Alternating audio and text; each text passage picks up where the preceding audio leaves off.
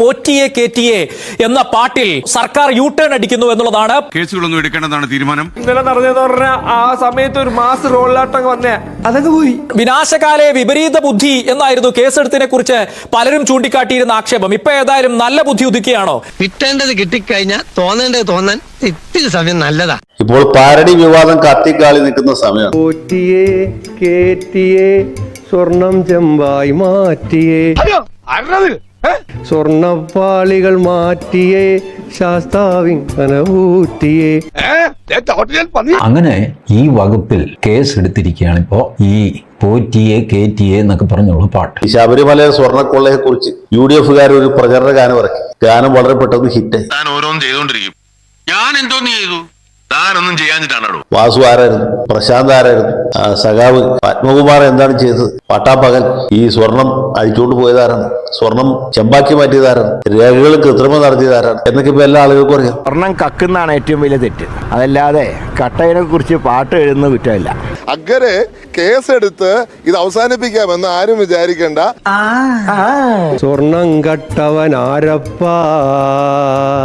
രാവിലെ ഞാൻ ഓരോരുത്തന്മാർ കെട്ടിയെടുത്തോളൂ പൂവും കായും. ഒറ്റ പാരഡിയാണ് തോൽവിക്ക് കാരണം എന്നുള്ള അവസാന നിഗമനത്തിലേക്ക് പ്രസ്ഥാനം എത്തിച്ചേർന്നിട്ടുണ്ട്. സഖാക്കളാണ് അയ്യപ്പ. ശബരിമല പ്രശ്നങ്ങളൊക്കെ ഇവിടെ ഉന്നയിച്ചിട്ടുണ്ടാകും. ശബരിമല പ്രശ്നത്തിൽ എന്താ ഇടതുപക്ഷം ചെയ്ത തെറ്റ്? എന്താ തെറ്റ് ചെയ്തത്? അത്രക്കായോ? സ്വർണം കട്ടവൻ ആരപ്പ, സഖാക്കളാണ് അയ്യപ്പ. ആവർത്തിച്ച് പാടി ആ പാട്ടിനെ ഒരാഗോള ഹിറ്റാക്കി മാറ്റി. പോറ്റിയെ കേറ്റിയെ സ്വർണം ചെമ്പായി മാറ്റിയേ. അത് മതി. ഞാൻ പ്രതിഷേധിച്ച് കഴിഞ്ഞിരിക്കുന്നു. ഇതിന്റെ പേരിൽ കേസെടുത്തോട്ടെ. എന്ത് പറ്റി? ആൾക്ക് പഴയ പോലെ പേടില്ലാണ്ടായോ? അയ്യപ്പനെ പറ്റിയുള്ളൊരു ശരണമന്ത്രമാണ്. ആ ശരണമന്ത്രത്തെ ദുരുപയോഗപ്പെടുത്തുന്ന ഒരു കാഴ്ച നമ്മളിപ്പം വളരെ വ്യസനപൂർവ്വം കണ്ടുകൊണ്ടിരിക്കുകയാണ്. ഇവിടെ പത്തനംതിട്ട ജില്ലാ സെക്രട്ടറി സഖാവ് രാജു അബ്രഹാമിന്റെ വികാരം ഇങ്ങനെ പൊട്ടിത്തെറിച്ചു. ആയ കുഴപ്പത്തിൽ അതൊന്നും അംഗീകരിക്കുന്നതൊന്നുമല്ല. പോറ്റിയെ കേറ്റിയെ സ്വർണം ചെമ്പായി മാറ്റിയേ. പക്ഷെ പാർട്ടിക്കകത്തുള്ള സാധാരണക്കാർ ശബരിമലക്ക് പോകുന്ന ഏറ്റവും അധികം CPM-കാരാണ്. അങ്ങനെയുള്ള പ്രസ്ഥാനത്തിൽ പാർട്ടിക്കാരടക്കം ഉള്ള അയ്യപ്പ ഭക്തന്മാരും നേതാക്കന്മാരും കേൾക്കാതെ ഇതേ പാട്ട് തന്നെ മൂളിക്കൊണ്ട് നടക്കും. ഈ പാട്ട് എഴുതിയവനെയാണോ അറസ്റ്റ് ചെയ്യാൻ പോകുന്നത്? പാടിയവനെയാണോ? അതോ അതിന് സംഗീത സംവിധാനം ചെയ്തവനെയാണോ? അത് റെക്കോർഡ് ചെയ്ത സ്റ്റുഡിയോ ഉടമസ്ഥനെയാണോ? അതോ അതിങ്ങനെ ആവർത്തിച്ച് പാടുന്നത് നമ്മളെ പോലുള്ള ആൾക്കാരെയാണോ? ആരെയാണ് പൂട്ടാൻ പോകുന്നത് അറിയില്ല. ഇതൊക്കെ കേട്ടിട്ട് എന്റെ മസിൽസ് വെട്ടി കേറിയിട്ട് വയ്യ. സ്വർണപ്പാളികൾ മാറ്റിയേ, ശാസ്താവിന്ദനമൂറ്റിയേ. ലോഹം മാറ്റിയതാരപ്പ, സഖാക്കളാണ് അയ്യപ്പ. പോറ്റിയെ കേറ്റിയെ സ്വർണം ചെമ്പായി മാറ്റിയേ. അങ്ങനെ ഈ ഓരോ വോട്ടറുടെയും ചൂണ്ടിൽ തത്തി കളിക്കുന്ന പാട്ടാണ്. പോറ്റിയെ കേറ്റിയെ സ്വർണം ചെമ്പായി മാറ്റിയേ. എന്താടാ കളിക്കേ? ഇത് കേൾക്കുമ്പോ മാർക്സിസ്റ്റുകാർക്ക് മാത്രമേ വികാരം വ്രണപ്പെടുകയുള്ളൂ. കാരണം അവര് കളവ് നടത്തിക്കൊണ്ടാണ്. പോറ്റിയെ കേറ്റി സ്വർണം കെട്ടുന്നതാണ് പാട്ടിന്റെ അർത്ഥം. ഒരർത്ഥം പറച്ചിലുകാരൻ നടക്കണം. പലതും പാട്ട് വിമാന സമരത്തിനെല്ലാം പാട്ടുണ്ടായിരുന്നു.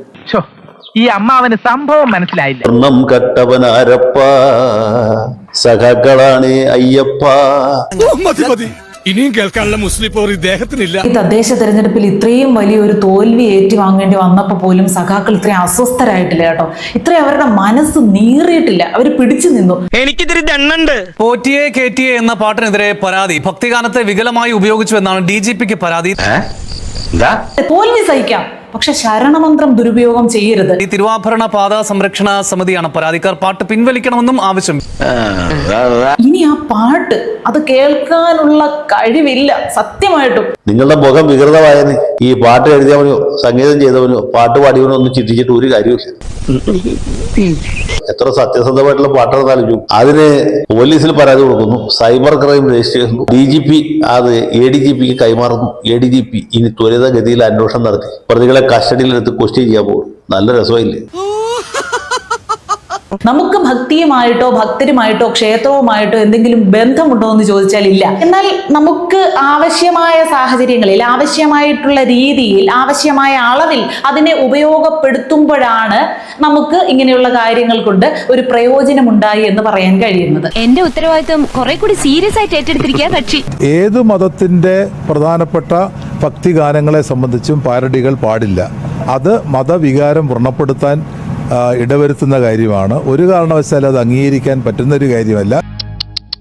അപ്പൊ ഏതെങ്കിലും ക്രിസ്ത്യാനികൾക്കോ മുസ്ലിങ്ങൾക്കോ ഹിന്ദുക്കൾക്കോ ഒക്കെ നിങ്ങളുടെ ഭക്തിയുമായിട്ട് ബന്ധപ്പെട്ട് എന്തെങ്കിലും വ്രണപ്പെടലുകൾ ഏതെങ്കിലും മൂലകളിൽ നിന്ന് അനുഭവപ്പെടുന്നുണ്ടെങ്കിൽ നിങ്ങൾ ഒട്ടും താമസിക്കാതെ സഖാക്കളുടെ അടുത്തേക്ക് പോകുക.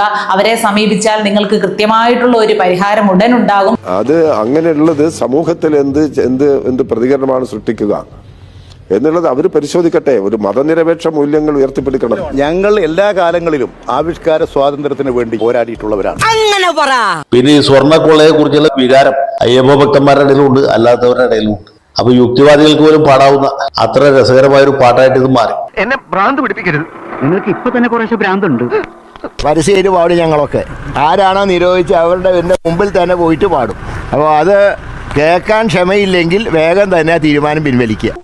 ഇങ്ങനൊരു പാട്ട് കേട്ടിട്ട് RSSകാർക്കോ വിശ്വ ഹിന്ദു പരിഷത്തുകാർക്കോ BJPക്കാർക്കോ ആർക്കും വികാരത്തിന് യാതൊരു വ്രണം ഉണ്ടായില്ല.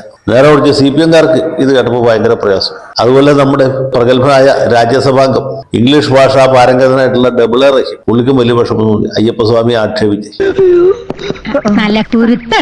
ദൈവവുമായിട്ട് മാത്രമേ അവർക്ക് ബന്ധമില്ലാതെയുള്ളൂ, പക്ഷേ ഭക്തലക്ഷങ്ങളുടെ വോട്ടുമായിട്ട് അവർക്ക് കൃത്യമായിട്ടുള്ള ഒരു ബന്ധമുണ്ടെന്ന് ജനങ്ങൾ തിരിച്ചറിയുക. എന്താ അങ്ങനെയൊക്കെ പറയുന്നത്? പിന്നെ എങ്ങനെ പറയണമെന്നാ പറയണത്? നമ്മുടെ ആരാധനയും ദൈവവിശ്വാസവും ഒക്കെ തന്നെ നല്ലതുപോലെ സ്വതന്ത്രമായി ചിന്തിക്കുവാനും ഇഷ്ടമുള്ള ദൈവത്തിൽ ആരാധന നടത്തുവാനും ഒക്കെ ഉള്ള ഒരു സ്വാതന്ത്ര്യം നമ്മുടെ രാജ്യത്ത് നിലനിൽക്കുന്നു. കേരളത്തിൽ പ്രത്യേകിച്ച് അത് നല്ല പരിഗണനയാണ് കൊടുക്കുന്നത്. ഒരു പ്രസ്ഥാനത്തിന്റെ തോൽവിക്ക് തന്നെ ഒരു പാരഡി കാരണമാകുന്നു എന്ന് പറയുമ്പോൾ അത് വലിയ ഗുരുതരമായിട്ടുള്ള ഒരു തെറ്റാണ്. ഇതേ അയ്യപ്പ ഭക്തിഗാനം കൊണ്ട് പണ്ട് CPM ഒരു പാരഡി ഗാനം ഇറക്കിയിട്ടുണ്ട്. എനിക്കൊന്നും ഓർമ്മ വരുന്നില്ലേ. നീ കിടന്ന് ഉരുളൊന്നും വേണ്ട. ഇക്കാര്യമേ എനിക്ക് നല്ല ഓർമ്മയുണ്ട്. 11 വർഷം മുമ്പ് കരുണാകരൻ വാഹനത്തിൽ പോകുന്നതിനെ കളിയാക്കിക്കൊണ്ടാണ്. അത് കൈരളി ചാനലിലൂടെയാണ് നമ്മൾ എല്ലാവരും കേട്ടത്. CPMന്റെ കൈരളിയിൽ തോന്നി അതങ്ങനെ വരൂ, അതങ്ങനെ സംഭവിക്കൂ. അപ്പോഴും എത്രത്തോളം നമ്മുടെ ഭക്തലക്ഷങ്ങളുടെ വൈകാരികതയെ സംരക്ഷിച്ചുകൊണ്ടാണ് ആ അയ്യപ്പ ഗാനത്തിന് പാരഡി അവർ തയ്യാറാക്കിയത്. നോക്കുമ്പോ ഇതൊക്കെ പറയുമ്പോ പഴയ കാര്യം കൂടെ ഓർക്കണം. മന്ത്രിക്കേറെ സ്പീഡിൽ പോണം, മന്ത്രിക്കാറ് ഫ്ലൈറ്റിന് തുല്യം, മന്ത്രിയെ അയ്യപ്പോ, മന്ത്രി സ്വൽപ്പം പയ്യപ്പോ. ഇതിനാണ് അവനവൻ പാരാന്ന് പറയുന്നത്. ഇപ്പൊ കരുണാകരനെ കളിയാക്കി, മര്യാദയ്ക്ക് നല്ല മുഖ്യമന്ത്രിയായിരുന്ന ഭക്തനായിരുന്ന K കരുണാകരനെ കളിയാക്കി അയ്യപ്പന്റെ ഭക്തിഗാനം ഉപയോഗിച്ചുകൊണ്ട് പാരഡി ഉണ്ടാക്കാം, ആ പാരഡി കൈരളിയിൽ അവതരിപ്പിക്കാം, ഇതൊക്കെ ചെയ്യാം അല്ലേ? സ്വർണം കട്ടവരെ കുറിച്ച് പാരഡി പാടില്ല. ഇത് എവിടത്തെ വാദമാണ് ഇത്? പറഞ്ഞിട്ടില്ല. അതേ പാറ്റേണിലാണ് ഈ ഗാനവും എഴുതി അവതരിപ്പിച്ചത്. പക്ഷെ സത്യം മാത്രം വിളിച്ചു പറയുന്ന, നീതി മാത്രം സംരക്ഷിക്കുന്ന, എപ്പോഴും നന്മയെ മാത്രം താങ്ങി താങ്ങി മടുത്തിരിക്കുന്ന കൈരളി ചാനലിലൂടെയാണ് മാലോകർ ആ ഗാനം കേട്ടത്. കൊള്ളാം. ഈനാം പേച്ചിക്ക് മരപ്പട്ടി കൂട്ട്. അയ്യപ്പന്റെ സ്വർണം കട്ടവരെ സംരക്ഷിക്കുന്ന ആരാണ്? എന്നിട്ട് പാരഡിയായിട്ട് ഇറങ്ങിയേക്കാണ്. അതേ പാട്ടിലെ പാരഡി വെച്ച് K കരുണാകരനെ അധിക്ഷേപിച്ചപ്പോൾ ഇവർക്ക് ആർക്കും ഒരു കുഴപ്പമില്ല അല്ലേ? ന്യായം വേണ്ടേ? പക്ഷെ ആ സമയത്ത് നമ്മൾ ചെയ്യുന്നത് എന്താണ്? ഒരു കലാകാരനെ അംഗീകരിക്കുകയാണ്, കലയെ സംരക്ഷിക്കുകയാണ്. അവിടെ ഒരു കലാരൂപത്തിന് പിന്നിലുള്ള ആവിഷ്കാര സ്വാതന്ത്ര്യത്തിനാണ് നമ്മൾ പ്രാധാന്യം കൊടുക്കുന്നത്, അതിനെ സംരക്ഷിക്കുകയാണ് ചെയ്യുന്നത്. ആവിഷ്കാര സ്വാതന്ത്ര്യം എല്ലാവർക്കും വേണമെന്നുള്ള അഭിപ്രായമാണ് ഇടതുപക്ഷ ജനാധിപത്യ പ്രസ്ഥാനത്തിനുള്ളത്. പക്ഷേ അത്തരം കാര്യങ്ങളൊന്നും ഒരു വ്യക്തിയെ അല്ലെങ്കിൽ ഒരു സമൂഹത്തിനെയോ ഒരു കാരണവശാലും വേദനപ്പെടുത്താൻ വേണ്ടി പാടില്ല. എന്ത് ചെയ്യാം, എന്റെ സ്വഭാവമായി പോയി. ഇവിടുത്തെ ഓരോ കൊച്ചുകുട്ടി മുതൽ ഈ പാട്ട് പാടുന്നുണ്ട്. എല്ലാവർക്കെതിരെ കേസ് എടുക്കാനാണെങ്കിൽ ഇവിടുത്തെ ജയിലുകൾ പോരാതെ വരും. അത് വാസുവിനെയും മറ്റേ പത്മകുമാരനെ അധിക്ഷേപിച്ചപ്പോഴാണ് ഫീലിംഗ്. ലീഡർ K കരുണാകരനെ അധിക്ഷേപിക്കുമ്പോൾ ഒരു വിശ്വാസികൾക്ക് ഒരു പ്രശ്നമില്ല, അതേ ഗാനം വെച്ചു, സെയിം ഗാനം വെച്ചു.